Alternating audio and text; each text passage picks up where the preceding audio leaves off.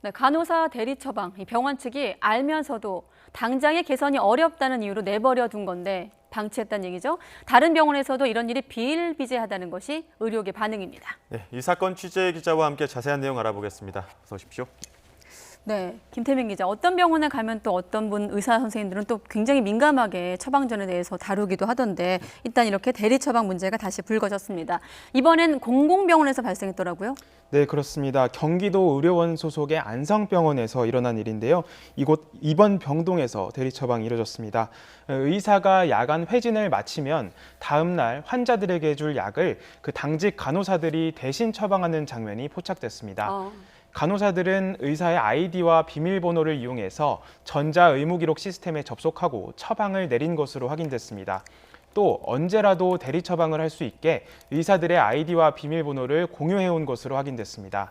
환자 수가 너무 많아서 바쁘거나 전자 입력 시스템에 익숙하지 않다는 이유로 간호사들이 의사 일을 대신해온 겁니다. 야간뿐 아니라 주간에도 입원 환자들에게 필요한 약이 있으면 이렇게 대리 처방하기도 한 것으로 드러났습니다. 의사 자격이 없는 사람이 약을 처방하는 건 의료법 위반입니다. 예. 그런데 병원 측도 이런 사실을 일부 알고 있었다고 묵인했다고 하던데 어떤 내용입니까? 네, 취재 결과 간호사들은 병원 측에 이미 이런 문제에 대해서 부당하다 이렇게 문제 제기를 했던 것으로 확인이 됐습니다. 네. 의사들이 맡아야 할 일을 간호사들이 대신한 셈이기 때문에 처벌 우려도 있었기 때문입니다. 하지만 병원은 대리 처방 근절을 위한 개선 대책을 마련하지 않았습니다. 병원 측은 충분히 문제를 인식했지만 당장 개선이 어려운 상황이 있어서 장기적인 대책을 마련하고 있었다고 이렇게 해명했습니다.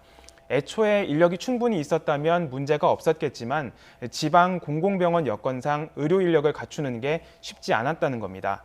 실제로 일부 의사에게만 환자들이 몰리는 상황에서 밤 늦게까지 진료를 하는 상황도 목격할 수 있었습니다. 환자들의 수를 제한하기 어려웠던 건 공공병원의 특성 때문이기도 한 것으로 보입니다. 병원은 YTN 취재가 시작된 직후부터 의사 아이디와 비밀번호 공유를 원천 금지했습니다. 네, 공공병원의 또 인력 부족 문제까지 좀 걸쳐 있는 문제인데, 자 일단 김태민 기자, 대리 처방이 문제가 되는 건 어떤 이유에서입니까?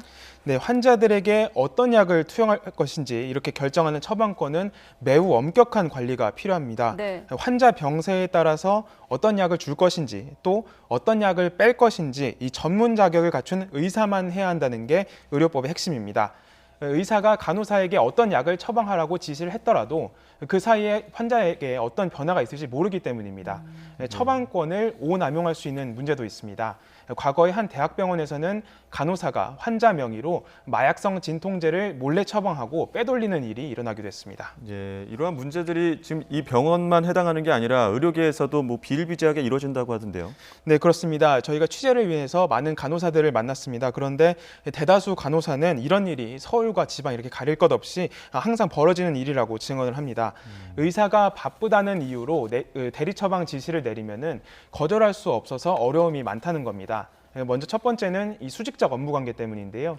일부 현장에서 많은 개선이 있었다고는 하지만 네. 의사와 간호사 사이에서는 여전히 수직적 관계가 존재합니다.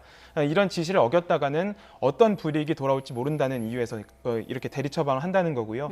또 간호사와 의사, 즉 대리 처방 당사자들만 이렇게 입을 닫으면 처방 기록 같은 정보 접근이 쉽지 않다는 것도 대리 처방이 쉽게 근절되지 않는 이유입니다.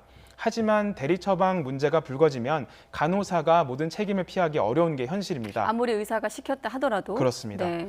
또 만에 하나 잘못 처방을 할 경우에는 가장 큰 피해의 당사자는 환자일 수밖에 없는데 이게 대리 처방에서 이런 환자들의 그 의견 같은 게 모두 소외된다는 게 큰 문제고요. 그런데도 관행이라는 이유 때문에 대리 처방이 이렇게 계속 이어지고 있습니다.